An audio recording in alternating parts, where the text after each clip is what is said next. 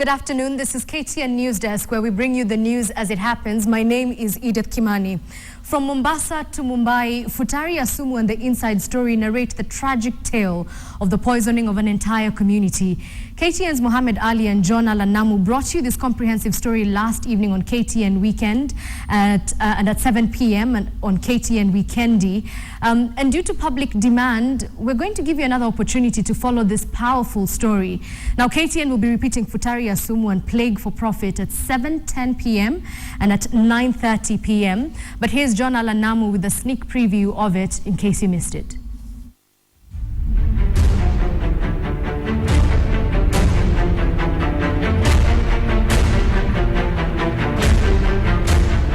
Ilikuja kutuua kimpango, yani kimpango kama Al-Shabaab.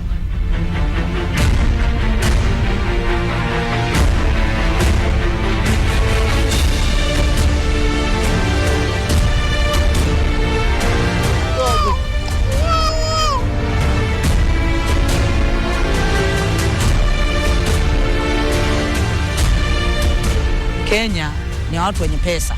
That's the true cost of corruption.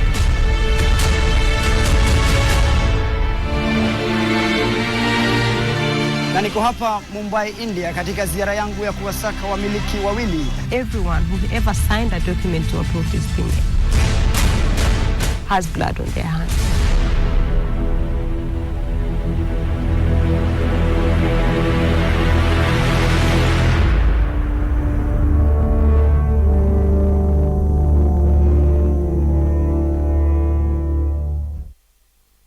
With courage indeed. Remember the repeat, Futari Asumu at 7:10 p.m.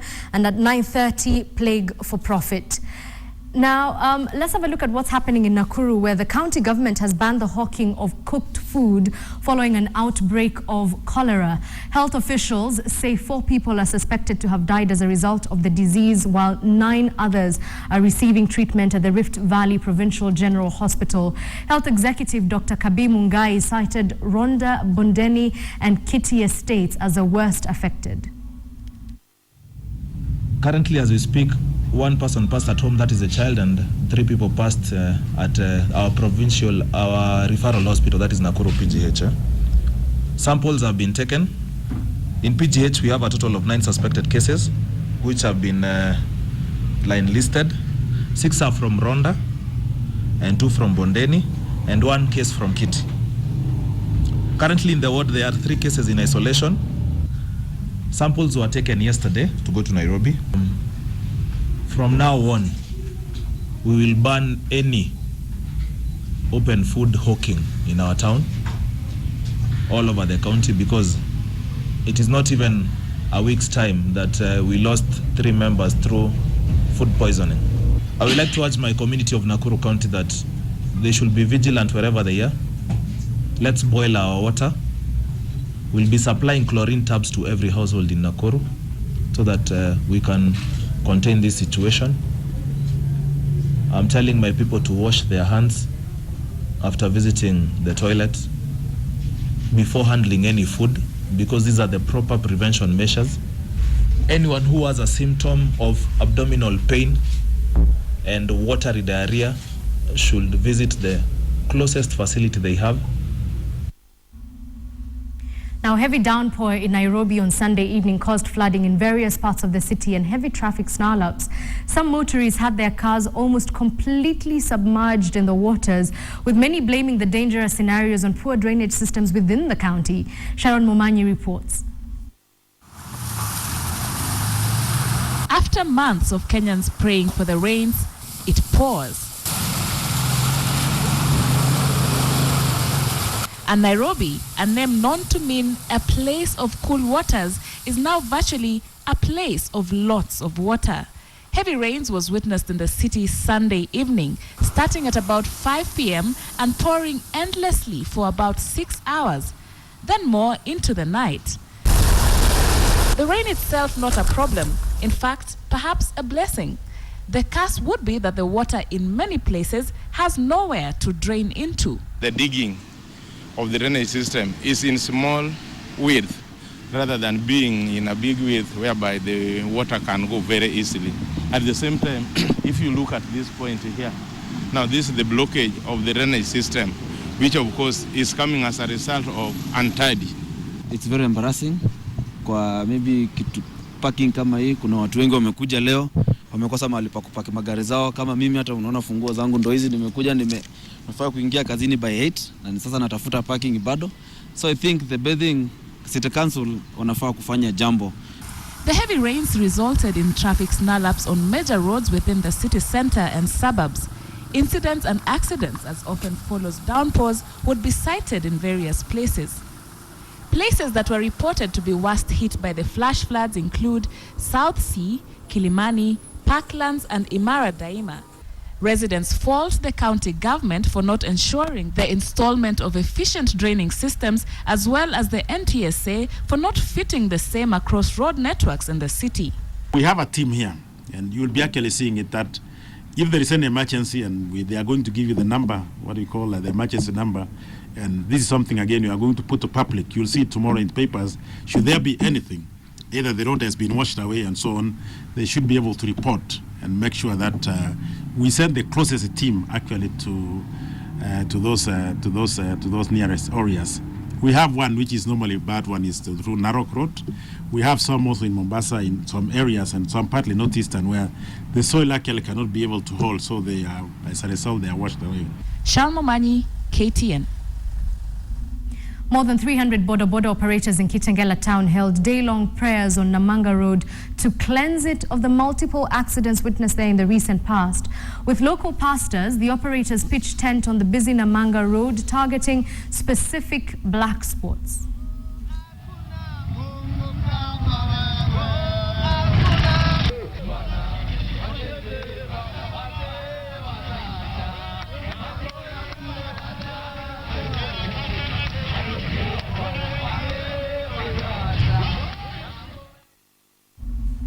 Exercise is a superb stress buster, but when cows start eating sheep, then you know that it'll take divine intervention to set things right. Join Wilson Buru and Jerry Muchura as they explain why on this week's Mock the Week.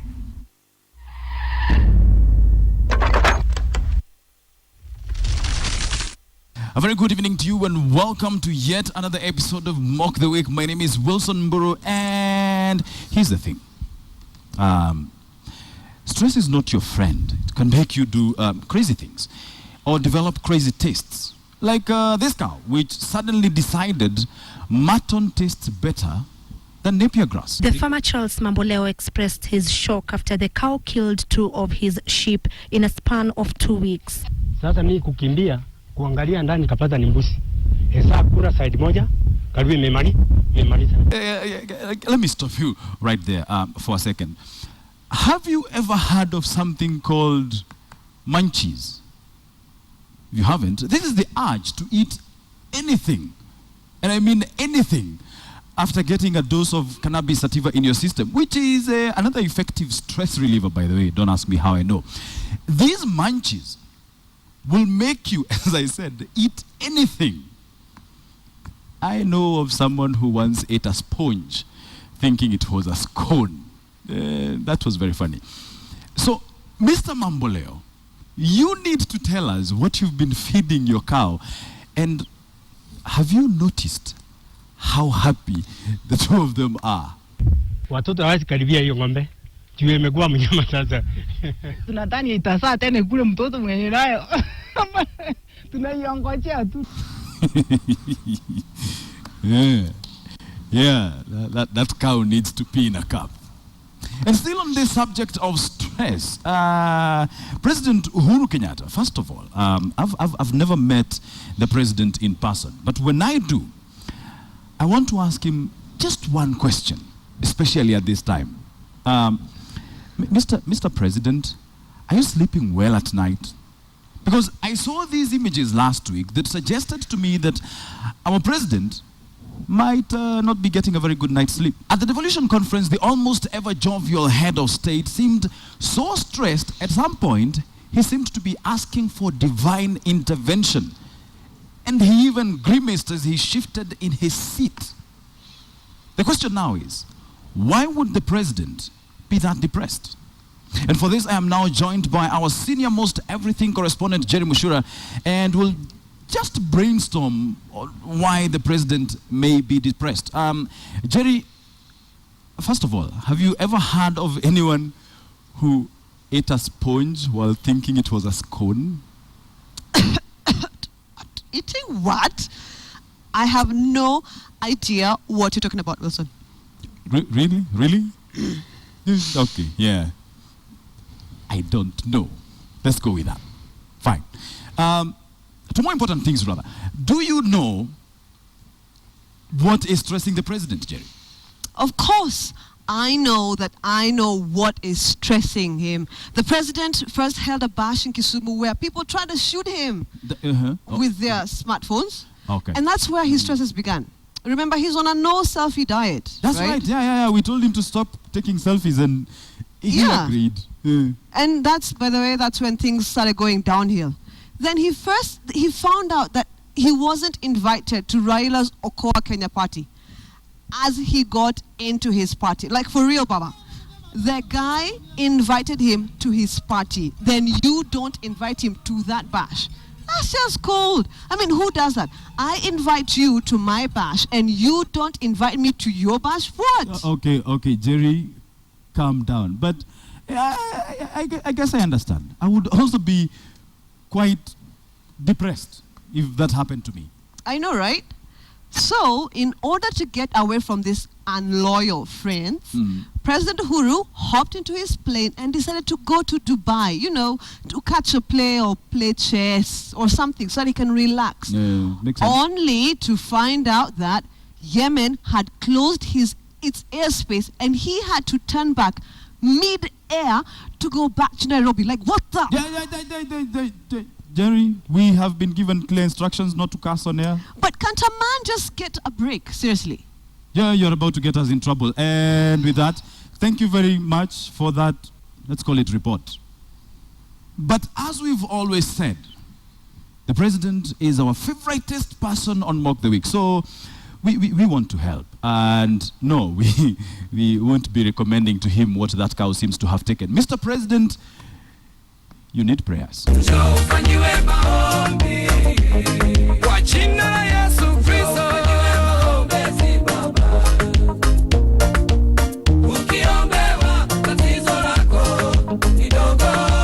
If that doesn't work, and there is zero chance of that happening, you can join a gym.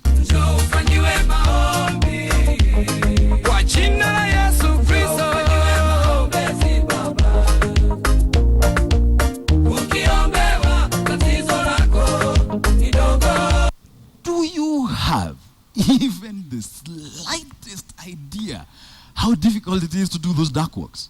I'm telling you, after that, the president can actually go fight the Al-Shabaab by himself. True story. And if that doesn't work, Mr. President, and again, I want to reiterate, there is zero chance of that happening. Get into your room, close it, and just let it out.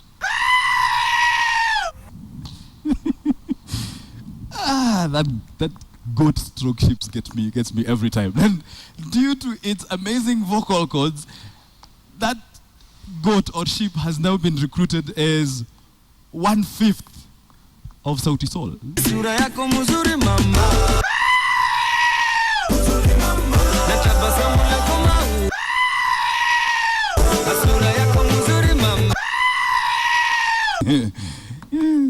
Very, very talented goat stroke sheep.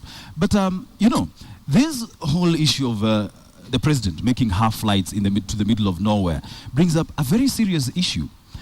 Now, the government says that the president turned back because there was increased military activity in Yemen, which is very true.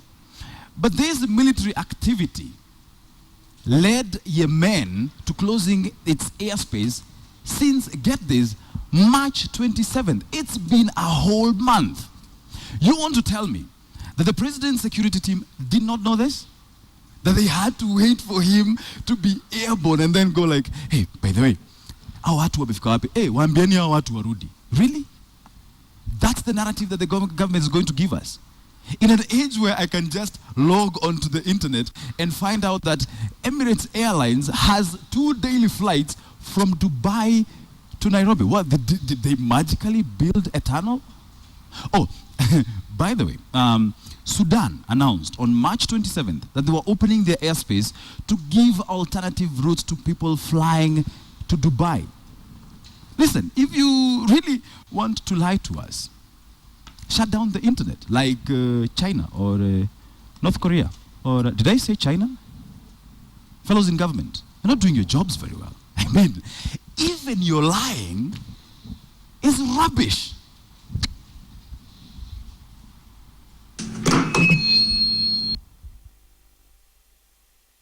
Welcome back to KTN Newsdesk. Just to mention that in Garissa, the recently appointed security chiefs have reported to their workstations. The County Commander Shadrach Maithia and Garissa OCPD Nicholas Minor were appointed last week on Thursday, if you remember, by Inspector General of Police Joseph Boynet.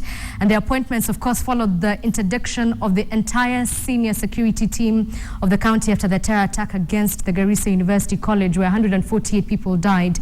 We'll have more details of this in our subsequent bulletins. But let's cross the borders now to Burundi, where at least 2 people have been killed in violent clashes a day after President Pierre Nkurunziza launched his bid for a 3rd term in office. Thousands defied a ban to take to the streets of the capital, Bujumbura, and police shot live ammunition in the air to disperse them.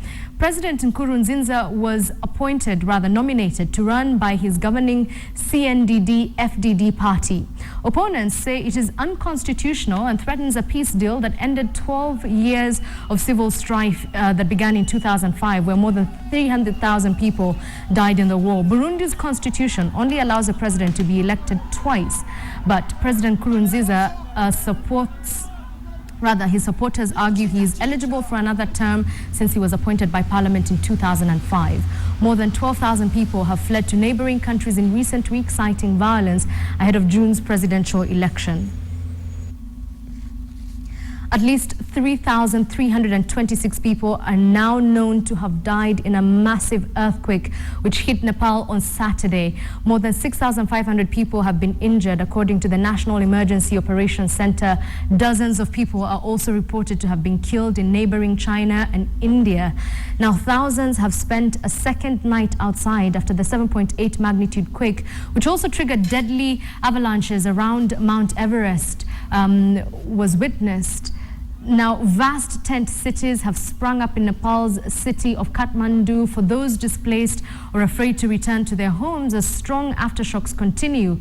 Offers to help have come in from around the world. Some foreign teams have already arrived and are helping with search and rescue efforts, braving aftershocks at Kathmandu airport that forced some aircrafts to circle before landing. The UN Children's Agency says nearly 1 million people and children in Nepal urgently need humanitarian assistance as they were particularly vulnerable.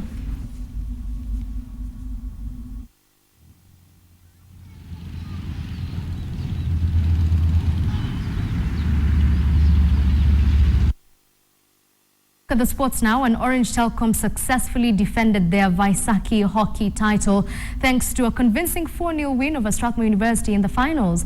In the men's tie, Kenya Police emerged winners with a 3-0 victory over Nairobi Simba. It was an all-Kenyan affair in this year's Vaisakhi Hockey Tournament finals as Kenya Police tackled Nairobi Simba for top honors. With both teams yet to sound the balls at the quarter-hour mark, police were quick to display their armor as Oliver Ichenje broke the deadlock in the 21st minute. Police has their guns firing again as Samor Kibiril doubled the lead. 7 minutes before the breather, Edmond Makoa scored the third for the servicemen, giving them this year's title.